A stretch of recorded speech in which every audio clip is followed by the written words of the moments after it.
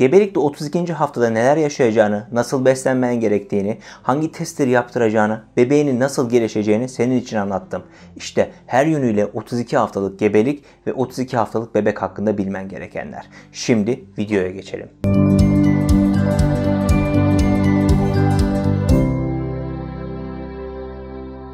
Merhaba sevgili anne adayları. Konuya geçmeden önce küçük bir hatırlatma yapmak istiyorum. Çoğu zaman hazırladığım içerikleri beğenerek izleyip bilgileniyorsunuz. Ama bu beğeni kalplerde gizli kalıyor. Biraz sonra anlatacağım konuyu da beğeneceğinizi biliyorum. O yüzden şimdi videoyu durdurup bir saniyenizi bile almayacak olan beğen butonuna bastıktan sonra devam edin lütfen. Şimdiden teşekkür ediyorum. Haftalar birbirini kovalıyor, minin hızla büyümeye devam ediyor. Hamileliğin 32. haftasında bebeğin boyu yaklaşık 42-43 santim, yani bir marul kadardır. Ağırlığı yaklaşık 1700 gramdır. Dikkat! Biri sizi dinliyor. Tabii ki karnınızdaki ufaklıktan bahsediyorum. O sıcacık ve daracık dünyasında ilgisini belki de en çok çeken şey dışarıdan gelen seslerdir. Sizin ve eşinizin sesine çok alıştı. Böylece doğumdan sonra her ikinizin sesini duyar duymaz sakinleşecek. Bebeğiniz doğuma yaklaştıkça duyuları da neredeyse bir yetişkinin kusursuzluğuna gelmiş durumdadır. Tat alma duyusu sizin yediğiniz yiyecekler hoşuna giderse tepki vereceği kadar inanılmaz derecede gelişti. Akciğerler hariç organlarının tümü tamamen gelişmiş durumda ve fonksiyonlarını da yerine getiriyorlar. Dolayısıyla da 32. gebelik haftasında veya daha sonra doğmuş bebeklerin hemen hemen hepsi hayatta kalırlar. Ancak mutlaka 36. haftaya kadar solunum için yardım almaları gerekir. Gebelikte 32. haftada bebeğinizin boyu uzuyor ve cildi yağlanmaya devam ediyor. Ayak tırnakları da büyük oranda uzadı. Anne karnındaki bir bebeğin teni 32 haftalık hamilelik sürecinde artık şeffaf değildir. Derisinin altında giderek daha fazla biriken yağlar saydamlığını artık yok etmiş durumdadır. Bu yüzden de cildindeki ayva tüyleri de bu hafta dökülmeye başlayacak. Yine de doğduğunda omzunda ve sırtında bu tüylerin bir kısmını görebilirsiniz. Anne karnında 32 haftalık bebek zamanın 3'te 2'sini uyuyarak geçirmeye başladı. Araştırmalara göre bu haftalardan itibaren bebeklerde rüya görme yetenekleri gelişmeye başladı. Kalp hızı biraz yavaşlamaya başlıyor. Sizin kalp atışlarınızdan onun da kalbi etkilenebiliyor. Bu sebeple mümkün olduğunca sakin günler geçirmenizde yarar var. Bebeğinizin yeri daralsa da hala hareketlidir. Kasları artık çok güçlendiği için 32 hafta gebelik bebek hareketlerini güçlü darbeler şeklinde hissedebilirsiniz. Minik darbeleri veya vücudunu esnetmesi bazen canınızı acıtabilir. Artık darbelerin o minik ellerinden mi yoksa ayaklarından mı geldiğini daha iyi anlayabilirsiniz. Bazı bebekler anne karnında sakindir, bazıları ise doğuma kadar çok hareketlidir. Bu hareketlilik durumu genellikle doğumdan sonra da paralellik gösterir. Uyku ve uyanma döngüsü için de aynı şeyler geçerlidir. Eğer bebeğiniz karnınızda uzun süre uyuyabiliyorsa muhtemelen doğumdan sonra da uyku rutini benzer olacaktır. Şuna da dikkat etmelisiniz. Zaman zaman özellikle hareketleri sana azalmış gibi geldiğinde bebeğini kontrol etmek isteyebilirsin. Bunu yapmak için bir sakinleş, bir yere otur ve gevşe. Sonra da hareketlerini ne sıklıkla hissettiğini not al. 2 saat içinde ondan daha az hareket ederse doktorunla iletişime geçmekte fayda var.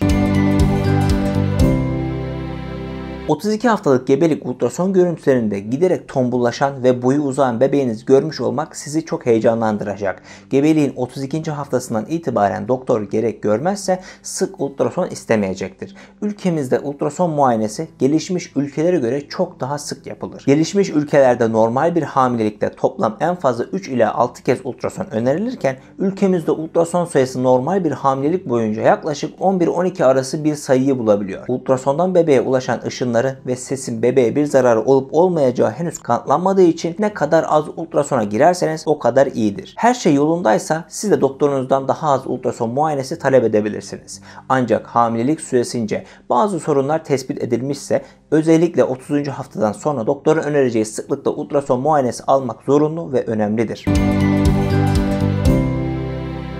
Bu haftaya kadar komplikasyonlar ve problemler olmadıkça doktor ziyaretlerin muhtemelen aylık bir düzene göreydi. Hamilelikte 32. hafta itibariyle doktorun seni ve bebeğini daha yakından takip etmek isteyebilir. Bunun için bazı doktorlar anne adaylarını 2 haftada bir çağırmaya başlar. Bazı özel durumlarda ise haftada bir görmek isterler. Gebelikte 32 haftayı geride bırakırken artık doktorunu iyi tanıyor ve endişelerin konusunda konuşmaktan çekinmiyor olmalısın. Çünkü artık doğum sürecine dair endişelerini tartışmak için iyi bir zaman. Doktorlar ile hemşireler hamilelik ve doğum süreci konusundaki sorularını rahatlıkla yanıtlayacaktır. Endişe duyduğun konular yüzünden gereksiz yere üzülmene hiç gerek yok. Her zaman konuşmaktan ve paylaşmaktan yana ol. Rahminizin tepe noktası hamilelik 32. haftadan artık göbeğinizin neredeyse 4-5 santim yukarısında duruyor. Bu da kaburgalarınızı esnettiği ve organlarınızı sıkıştırdığı için nefes darlığı, mide yanması ve hazımsızlık hissetmenize neden olacaktır. Rahmin büyümesiyle midenize oluşan baskı artacağı için aşırı yeme eğiliminiz azalabilir. Sık sık ve az yemeniz reflü sorunu yaşamanızı engelleyecektir. Bebeğinizin organ gelişimi tamamlandı. Akciğerlerindeki gelişim sürecinin de son evrelerinde. Dolayısıyla 32. haftada doğum gerçekleşirse yaşama ihtimali çok yüksektir. Yalnızca solunum için 4 hafta kadar yardım alması gerekecek. 32 haftalık hamilelikte büyüyen rahminiz idrar torbanıza baskı yapacağı için idrar kaçırmaları yaşayabilirsiniz. En iyisi her seferinde fazla sıkışmadan tuvalet ihtiyacınızı karşılamaktır. Şimdi sizlere uzun bir liste sayacağım. Bu listenin listesi şu sorunun cevabı olacak. 32 haftalık gebelikte rahatsızlık olarak neler olur diye soran annelere cevabım şu şekilde. Güçlü ve düzenli fetüs hareketleri, doğum için sabırsızlık, artan kabızlık, mide kaynaması, hazımsızlık, gaz ve şişkinlik, burun tıkanıklığı ve kanaması, bacak krampları, sırt ağrısı, bacaklarda varisli damarlar, karında kaşıntı ve çatlaklar, göbek deliğinin dışarıya doğru çıkması, uyuma güçlüğü, rahmin büyümesi, rahmin ciğerleri sıkıştırmasından kaynaklanan nefes darlığı, Braxton-Hicks kasılmalarında artış. Bunlar vücudun kasılma alıştırmalarıdır. Doğum korkusu, artan dalgınlık, artan vajinal akıntı. Bunlar bahsettiğim sizin bu haftalarda yaşayabileceğiniz sıkıntılı durumlardır. Bu video hafta gebelik videosu olduğu için bunların detaylarından veya çözüm önerilerinden bahsetmiyorum. Sadece Braxton-Hicks kasılmaları hakkında bir şeyler söyleyeceğim. Ama gelecek haftalarda bu sorunlarla alakalı videolar mutlaka gelecektir. Arada sırada rahminin toparlanıp sertleşir gibi olduğunu hissediyor olabilirsin. Rahmin alıştırma yapıyor. Vücudun artık çok yaklaşan doğum için hazırlık yapıyor ve kaslarını esnetiyor. Hissettiğim bu rahim jimnastiğine Braxton-Hicks kasılmaları ya da yalancı, hazırlayıcı kasılmalar deniyor. Bunlar genellikle son aylarda belirginleşen ve daha önce gebelik yaşamış kadınlarda daha erken ve daha yoğun bir şekilde hissedilen doğum alıştırmalarıdır. Bu alıştırma kasılmaları rahmin üst kısmından başlayıp aşağıya doğru yayılan bir gerilme şeklinde hissedilir. 15-30 saniye kadar sürer. Bazen 2 dakikaya kadar uzayabilir. Doğum yaklaştıkça şiddetlenir. Bu kasılmalar sırasında yaşayabileceğin rahatsızlığı azaltmak için pozisyon değiştirmeyi deneyebilir. Yeterince sıvı almaya dikkat edebilirsin. Çünkü su kaybı kasılmalara neden olabilir. Eğer kasılmalar geçmezse mutlaka doktorunu haberdar etmelisin. Eğer çalışan bir anneysen hamileliğin 32. haftasında 8 haftalık yasal izne ayrılma hakkı kazanabilirsin. Fakat sağlık durumun ve işin çalışmana el veriyorsa doktorundan 5 hafta daha çalışabileceğine dair sağlık raporu alman gerekir. Bu sayede doğum öncesi 8 haftalık yasal izninin 5 haftasını doğum sonrasındaki 8 haftaya ekleyerek 13 hafta izin yapabilirsin ve bebeğinle 5 hafta daha fazla vakit geçirebilirsin. Gebelikte 32. haftada hangi testler yapılır sorusunu şimdi cevaplayalım. Birinci testimiz fetal non-stres testidir. Bu adı almasının sebebi test sırasında cenine herhangi bir stres yüklenmemesidir. En erken gebelik 28. haftaya ulaştığı zaman yapılır ama genellikle gebeliğin 32. haftasıyla 35. haftalar arasında uygulanır. Test sırasında bebeğin hareketi, kalp atım hızı ve atım hızındaki değişkenlikler 20 ila 30 dakika süreyle izlenir. Bebeğin hareket etmemesi bir sorun olduğu anlamına gelmez. Uyuyor da olabilir. İkinci testimiz biyofizik profil testi. Biyofizik profil taraması ultrason muayenesiyle non-stres testi birleştiren bir uygulamadır. Bu tarama bebeğin sağlığını, kalp atış hızı, solunum hareketleri, bedensel hareketleri, kas elastikiyeti ve amniyotik sıvı yönünden inceler. Her bir faktöre 0 ila 2 arasında puan verilerek 0 ila 10 arasında bir değer elde edilir. Bu test 26. haftadan itibaren uygulanabilir olsa da genellikle hamileliğin 32. haftasında başlanır.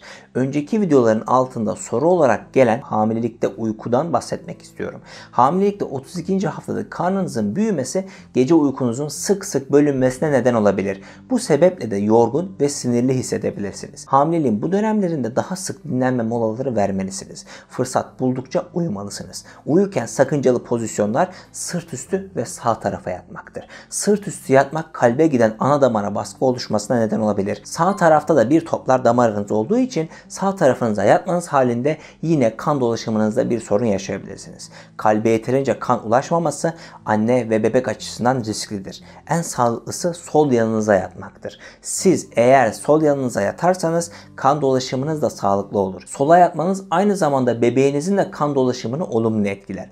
Ayrıca sol tarafa yatış hem plasantaya daha fazla kan gitmesini hem de sindirim sisteminizin fonksiyonlarını sağlıklı bir şekilde yerine getirmesini ve daha rahat uyumanızı sağlar. Sol yanınıza yatarken bel ağrılarınızı azaltmak için sırtınızı birkaç yastıkla destekleyebilirsiniz. Böylece uyurken farkında olmadan sırt üstü pozisyona geçiş yapmanızı da engellemiş olursunuz. İşte hamilelikte rahat bir uyku için öneriler şu şekildedir. Hamilesiniz diye kendinizi hareketsizliğe mahkum etmeyin. Fırsat bulabilirseniz hareket edin. Egzersizlerinizi düzenli yapın ve sizi yormayacak yürüyüşlere çıkın.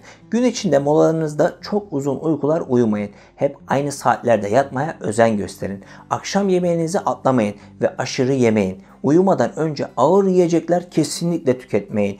Çünkü bu yiyecekler uykunuzu kaçırabilir. Ancak kan şekeriniz düşük olursa yine aynı şekilde uyuyamayabilirsiniz. En iyisi yatmadan önce yoğurt gibi hafif bir şeyler atıştırmaktır.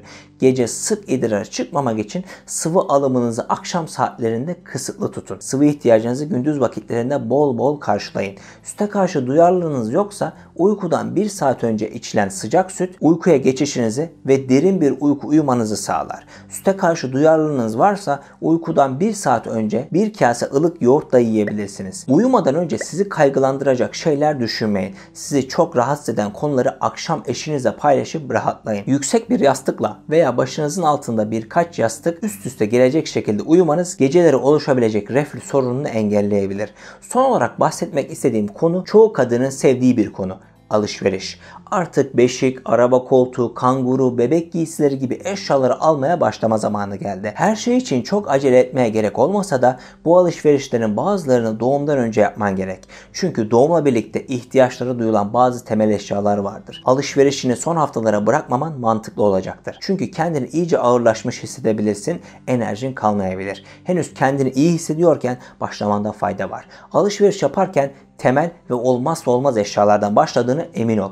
Kendini kaptırıp yüzlerce eşya alma. Birçok şeyin hediye olarak geleceğini ve bebeğinin inanılmaz bir hızla büyüyeceğini de unutma. Seçim yaparken en çok araştırmaya ihtiyaç duyacağın kalemler otokoltuğu, bebek arabası, bebek taşıma aparatı gibi temel eşyalardır. Bu eşyaları alırken olabildiğince çok ürün incelediğinden emin ol. Özelliklerini tanı, çevreden tavsiye al ve fiyat performans olarak değerlendir. 32. haftayı da geride bıraktık. Hamilelikle alakalı diğer videolara sonda çıkan kartlardan gidebilirsin. Videoyu beğendiysen beğenmeyi, yorum yaparak geri dönütler sağlamayı unutma. Bu kanalı izlenmeye değer bulup hemen şimdi buradan abone olduğun için teşekkür ederim. Bir sonraki görüşmemize dek sevgiyle kalın. Her iş nasibine, her nasip ise vaktine esirdir. Zaten vakit geldiğinde bu videolar senin karşına çıkacaktır.